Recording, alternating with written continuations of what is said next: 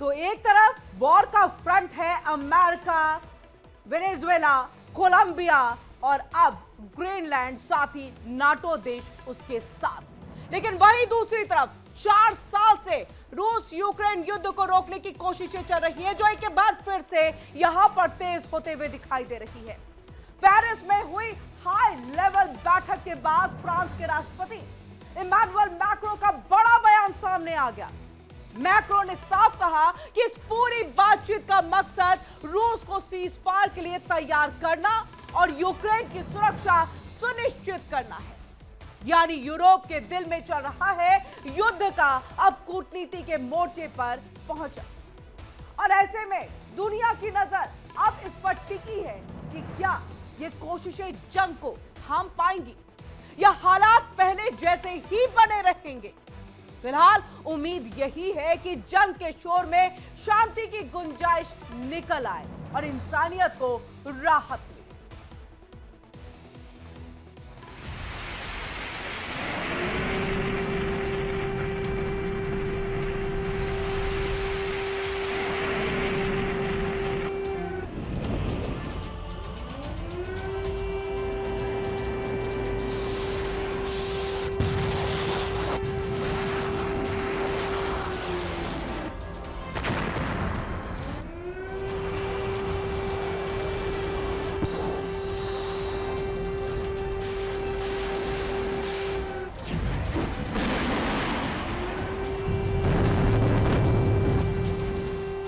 रूस यूक्रेन युद्ध।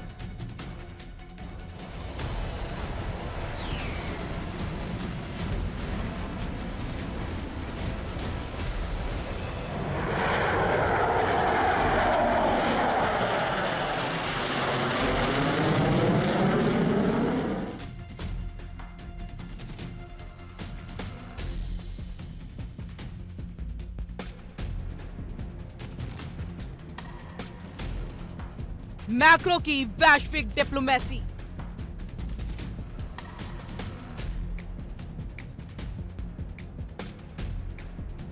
पेरिस में बड़ी कूटनीतिक बैठक।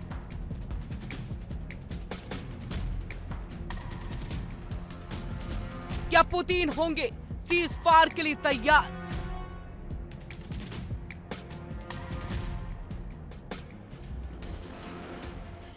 क्या बाएगा शांति का मोह?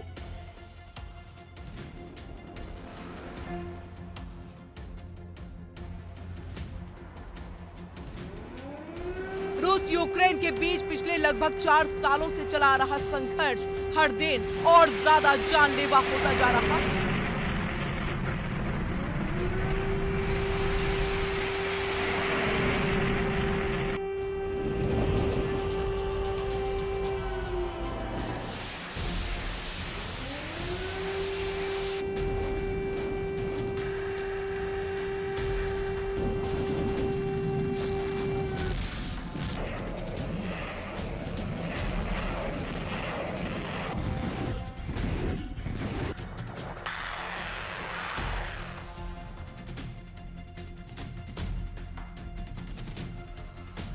इसी बीच संघर्ष को रोकने के मकसद से पेरिस में हुई एक बैठक के बाद फ्रांस के राष्ट्रपति इमैनुअल मैक्रो का एक बड़ा बयान सामने आया।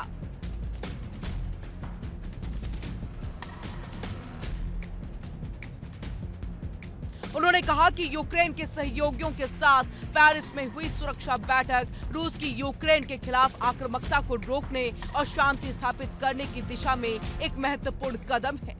इस बैठक से पहले मैक्रो ने जेलेंस्की से मुलाकात की थी।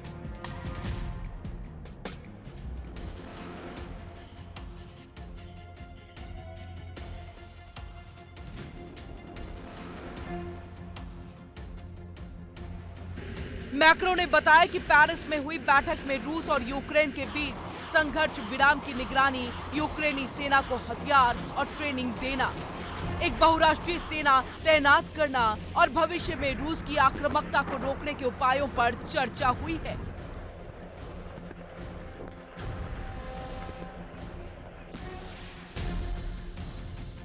इस बैठक में अमेरिका सहित 25 से ज्यादा देशों ने हिस्सा लिया और इस पूरी बैठक और बातचीत का मकसद रूस को सीज फायर के लिए राजी करना और यूक्रेन की सुरक्षा सुनिश्चित करना है। हालांकि रूस ने अभी तक अपने रुख में कोई बदलाव नहीं दिखाया और कहा कि जब तक कोई व्यापक शांति समझौता नहीं हो जाता तब तक सीज फायर नहीं होगा।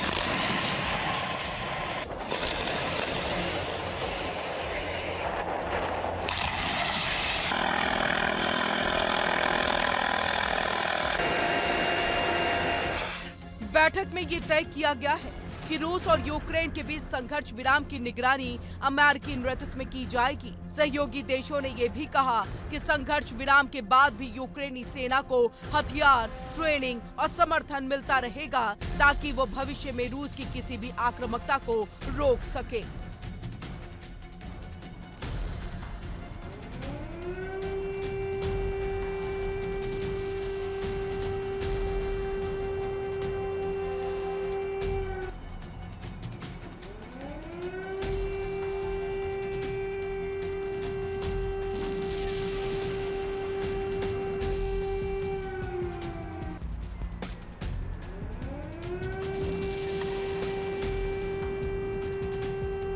बैठक में भविष्य में किसी भी रूसी हमले की स्थिति में सुरक्षा गारंटी सुनिश्चित करने और यूक्रेन के साथ लंबे समय तक रक्षा सहयोग बनाए रखने पर भी चर्चा हुई है।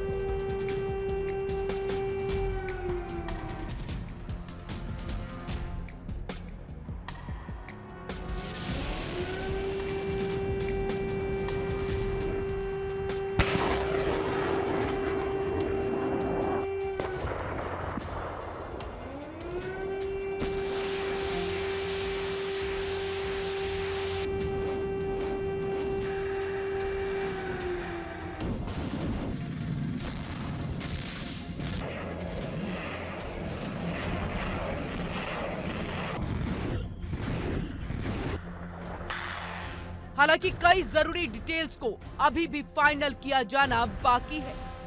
मैक्रो ने कहा, इस बैठक में अब तक के सबसे ज्यादा यानी कि 25 राष्ट्राध्यक्षों और सरकारी प्रतिनिधियों ने हिस्सा लिया। अमेरिकी प्रतिनिधियों में स्टीव विटकॉफ और डोनाल्ड ट्रंप के दामाद जेरेड कुशनर शामिल थे। इस दौरान जेलेंस्की ने इस बात पर भी जोर दिया कि यूरोपीय देशों की सशस्त्र सेनाओं का सहयोग और प्रतिबद्धता बहुत जरूरी है।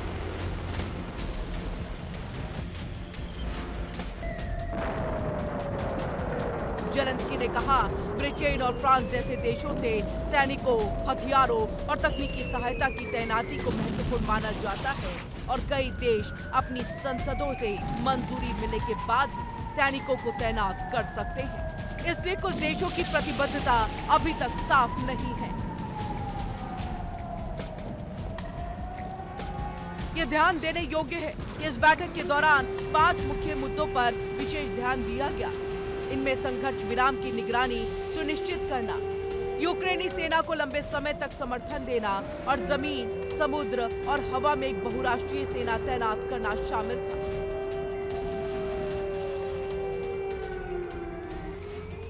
हालांकि अभी तक रूस के रुख का पता नहीं चला। पेरिस में हुई बैठक पर रूस की ओर से अभी तक कोई प्रतिक्रिया नहीं आई है। फ्रांस का मानना है कि रूस का रुख साफ होने के बाद ही आगे कुछ किया जाएगा। Bureau report, India daily.